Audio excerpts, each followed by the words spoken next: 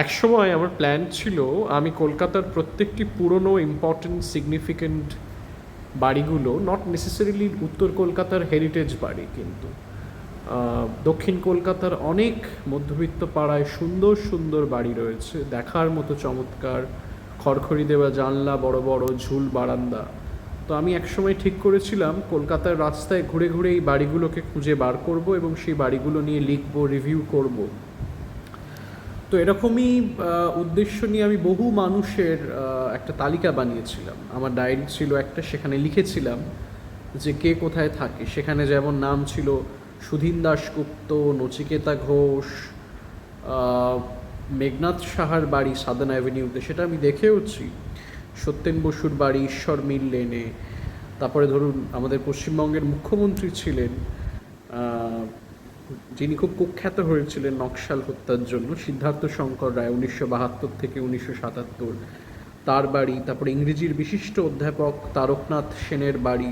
তো এই সমস্ত বাড়ি আমি খুঁজে খুঁজে কলকাতায় বার করেছিলাম। সেই সব বাড়িতে যেতাম, ছবি তুলতাম, তাদের বাড়িতে যারা থাকেন তাদের সাথে কথা বলতাম।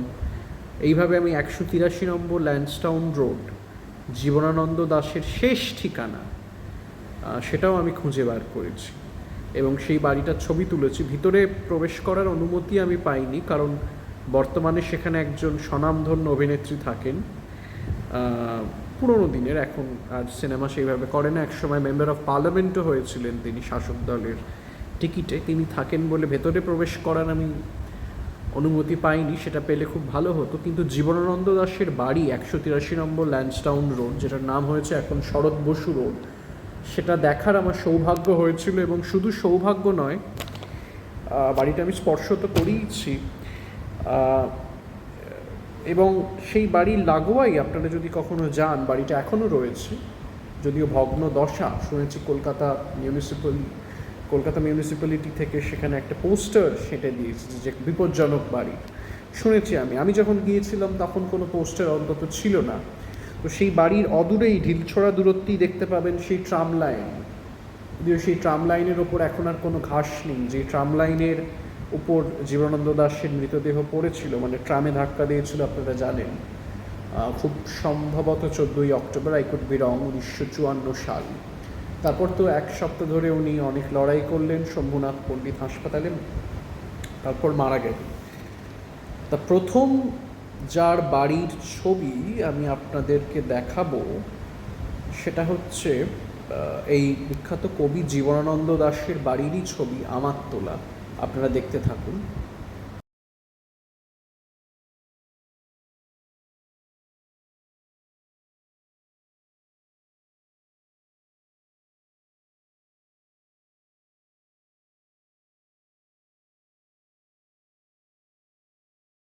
আচ্ছা, বাই দ্য ওয়ে, জীবনানন্দ দাশের বিখ্যাত উপন্যাস মাল্যবান কিন্তু এই বাড়িতেই লেখা। এবং আমি জীবনানন্দ দাশের যারা ক্রিটিক, বিখ্যাত সমালোচক, তাদের মুখে শুনেছি যে এই বাড়ির সেই সময়কার বর্ণনার সাথে কিন্তু মাল্যবানের যে ঘরের বর্ণনা সেটা হুবহু মিলে যায়।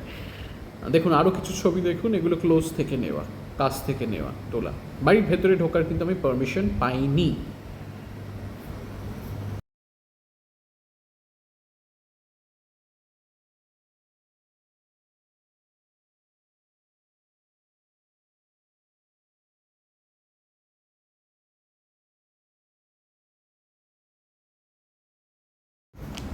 আচ্ছা, এতক্ষণ তো আপনারা জীবনানন্দ দাশের বাড়ির ছবি দেখলেন। এবার আপনাদের একটা জিনিস বলি, জীবনানন্দ দাশের বাড়ি দেখার পর সেই দিন বিকেলেই আমি অদূরে গিয়েছিলাম অশোকানন্দ দাশের বাড়ি। এখন এই অশোকানন্দ দাসকে, অশোকানন্দ দাস হচ্ছে জীবনানন্দ দাশের ছোট ভাই। জীবনানন্দ দাশ, ওরা দু ভাই ছিল এবং এক বোন ছিল। জীবনানন্দ সব থেকে বড়। অশোকানন্দ দাশের স্ত্রী হচ্ছে নলিনী দাস। তো অশোকানন্দ দাস কিন্তু তার যে বাড়িটা, সেটা জীবনানন্দ দাস যে বাড়িতে ভাড়া থাকতেন, যেটা আমি সম্প্রতি জানতে পেরেছি যে সেই বাড়িটা একসময় সত্যজিৎ রায়রা ব্যবহার করেছিল। সত্যজিৎ রায়, চিদানন্দ দাশগুপ্ত প্রমুখরা, যারা ক্যালকাটা ফিল্ম সোসাইটির সাথে যুক্ত ছিল, পূর্ণেন্দু নারায়ণ, আরও অনেকেই, হরিসাধন দাশগুপ্ত, এদের মিটিং হতো এক সময় জীবনানন্দ দাশের বাড়িতে, এবং জীবনানন্দ দাশ তার বাড়ির একটি ঘর সাবলেট দিয়েছিলেন ক্যালকাটা ফিল্ম সোসাইটিকে to conduct their meetings and other proceedings and screenings etcetera. Screening হতো কিনা আমি জানি না, তবে মিটিং হতো, তবে সেটা কিছুদিনের জন্য।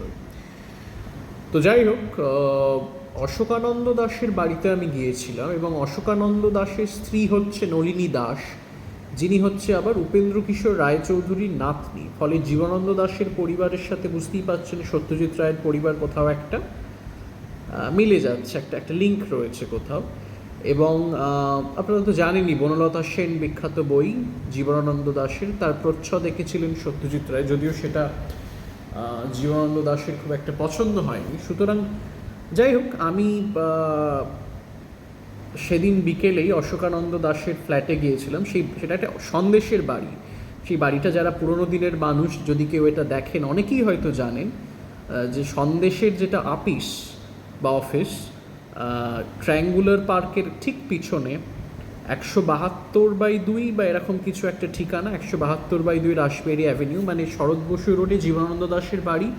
তার অদূরেই হচ্ছে ওর ভাই অশোকানন্দ দাশের বাড়ি। অশোকানন্দ দাশ এখন আর বেঁচে নেই, নলিনী দাসও বেঁচে নেই, তবে তারা দীর্ঘায়ু হয়েছিলেন। তাদের পুত্র অমিতানন্দ দাশ, যিনিও সন্দেশ পত্রিকার সম্পাদক ছিলেন, তার সাথে সেদিন বিকেলে আমার একটা খুব সুন্দর আড্ডা হয়েছিল।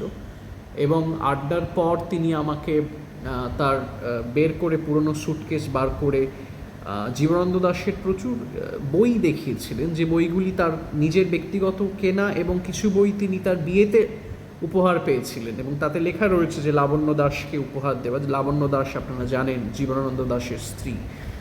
সুতরাং এটা দেখারও আমার সৌভাগ্য হয়েছিল। এবং আমি এই বইগুলো এগুলো ছবি তুলেছিলাম, এবং একটা চেয়ার, পুরনো চেয়ার, যেটা মানে জীবনানন্দ দাশের সেই বরিশালের নাকি, মানে ওনার বাবা ব্যবহার করতেন। সর্বানন্দ ভবন, বাংলাদেশ বরিশাল, যেখানকার মানুষ জীবনানন্দ দাশ, সেই সর্বানন্দ ভবনের একটা চেয়ার ছিল, এবং সেই তখনকার দিনে বই, ওনার বাবার কেনা বই, সেসবও ছিল। আর কিছু বোধহয় 2 না 3টে ছবি দেখিয়েছিলেন উনি, পারিবারিক ছবি একটা, বেশি কিছু তো নেই ওনার। তো সেগুলো এবার আপনাদের সাথে শেয়ার করছি, দেখুন।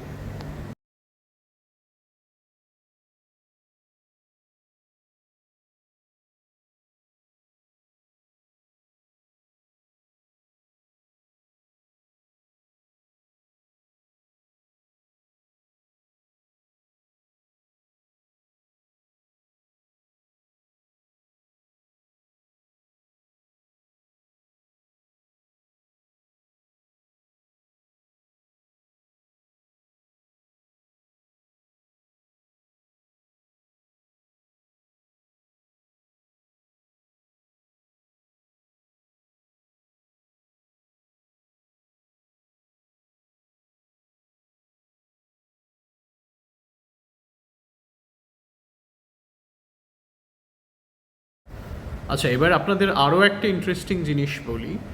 অশোকানন্দ দাশের বাড়ি ঠিক তার পাশেই হচ্ছে প্রশান্ত দাশের বাড়ি। প্রশান্ত দাস হচ্ছে সত্যজিৎ রায়ের মামা, এবং ওই বাড়িতে, রাসবিহারী অ্যাভিনিউয়ের ওই বাড়িতে, যেটা ঠিক অশোকানন্দ দাশের বাড়ি, অর্থাৎ যেটা পরবর্তীকালে সন্দেশের কার্যালয় হয়েছিল, তার পাশেই ছিল প্রশান্ত দাশের বাড়ি, যে বাড়িতে সত্যজিৎ রায় ছিলেন। এবং তার শৈশবের একটা বড় অংশ, আমরা সকলেই জানি যে সত্যজিৎ রায় যখন মাত্র 4-5 বছর বয়স, তখন সুকুমার রায় মারা যান। তারপর উনি উঠে যান হচ্ছে বকুলবাগান রোড, ভবানীপুর। সেই বকুলবাগান রোডে ওনার মামা তখন ভাড়া থাকতেন, মামার বাড়িতে মানুষ হয়েছেন। আপনারা সকলেই জানেন, যারা যখন ছোট ছিলেন বইটা পড়েছেন, তারা যদি না পড়ে থাকেন অবশ্যই পড়বেন। এবং নলিনী দাশের একটা বই আছে, 7 রাজার ধন মানিক। নলিনী দাসকে অশোকানন্দ দাশের স্ত্রী, উপেন্দ্র কিশোর রায়চৌধুরীর নাতনি। তো যাই হোক, তো সত্যজিৎ রায় কিন্তু অশোকানন্দ দাশের পাশের বাড়িতে বড় হয়েছে, তবে তখন বোধহয় জীবনানন্দ দাশ থাকতেন না রাসবিহারীতে, কারণ উনি আসবেন আরও অনেক পরে, দেশভাগের পর, ওই 46 বা দাঙ্গা যখন হচ্ছে, দাঙ্গা দেশভাগ। তো যাই হোক, এটা খুব ইন্টারেস্টিং। প্রশান্ত দাসের প্রতি সত্যজিৎ রায় আজীবন ঋণী ছিলেন, কারণ প্রশান্ত দাসই পুরো তার মানিক বাবু, মানে সত্যজিৎ রায়ের পড়াশোনার খরচটা বহন করেছেন। এবং সত্যজিৎ রায় 1943 সালে ডিজে কিমারে চাকরি পান। 1926 থেকে 1943 সাল পর্যন্ত তার কিন্তু কেটেছে মামাদের সঙ্গে, এবং প্রশান্ত মামা ভীষণ স্নেহ করতেন সত্যজিৎ রায়কে, এবং সত্যজিৎ রায়ও ভীষণ শ্রদ্ধা করতেন। আপনারা যখন ছোট ছিলেন বইটা যদি পড়েন তাহলে বুঝতে পারবেন। তো প্রথমে সত্যজিৎ রায় থাকতেন বকুলবাগান রোড, তারপর বেলতলা রোড, তারপর চলে আসেন অশোকানন্দ দাশের পাশের বাড়ি সেখানে। এবং সেটা কিন্তু আর ভাড়া বাড়ি নয়, সেটা প্রশান্ত দাসের নিজের তৈরি বাড়ি। তবে সেই বাড়িটিও অনেকবার হাত বদলায়, এবং বর্তমান যিনি মালিক তিনি আমাকে ভেতরে প্রবেশ করার অনুমতি দেননি। তবে বাড়িটার একটা বাইরে থেকে ছবি তুলেছিলাম আমি, সেটা আপনাদের সাথে শেয়ার করব।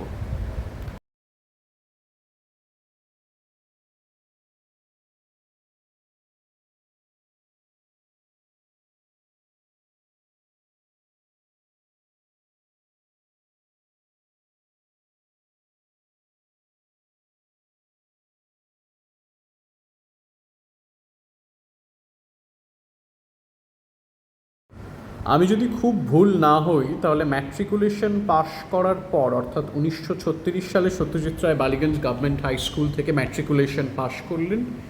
তার ঠিক পরপরই তিনি চলে এলেন প্রশান্ত দাসের যে নতুন বাড়ি, তার আগেও উনি থাকতেন মামার সাথেই থাকতেন, মামাদের সাথে থাকতেন ভবানীপুরে।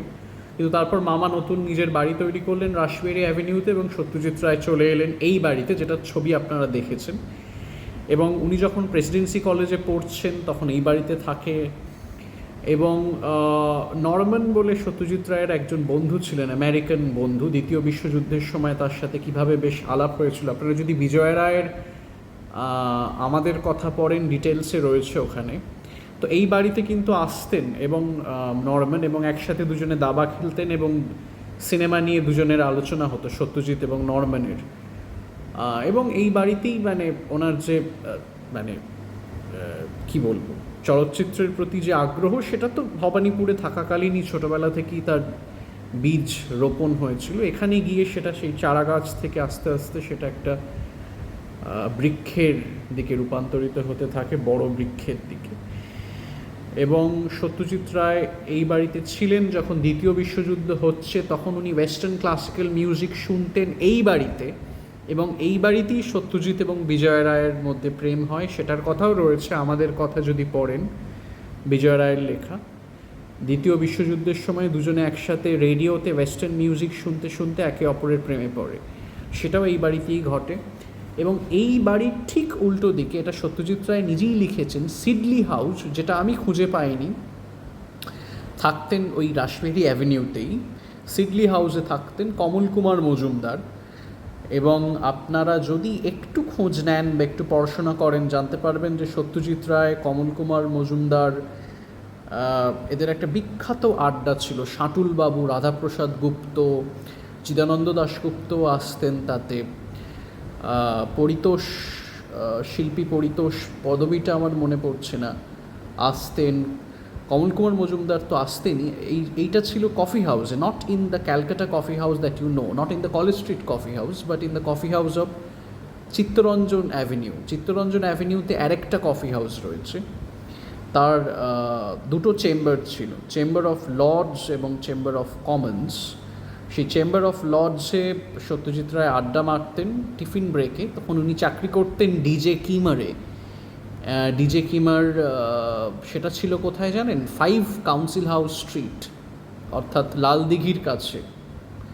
5 রাজভবন, লালদিঘি, ওই অঞ্চলে 5 কাউন্সিল হাউস স্ট্রিট আপনারা গুগল ম্যাপে দিয়ে সার্চ করতে পারেন, সেখানে ছিল।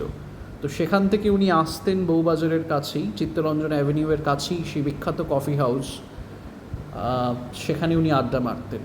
এবং কমলবাবুর সাথে এমনিও কমল কুমার মজুমদার প্রায়ই সত্যজিৎ একটা লেখায় লিখেছিলেন কমল কুমার মজুমদার সম্পর্কে স্মৃতিচারণা করতে গিয়ে, যে কমলবাবু রাস্তার উল্টো দিক থেকে চলে আসতেন এবং রাসবিহারী অ্যাভিনিউয়ের এই বাড়ি যেটার ছবি আপনারা দেখেছেন সেখানে দুজনে আড্ডা মারতেন। সেখানে বক্তা ছিলেন কমল কুমার মজুমদার, এবং সত্যজিৎ রায় জাস্ট চুপ করে শুনতেন কমলবাবুর কথা। তো এই হচ্ছে ব্যাপার।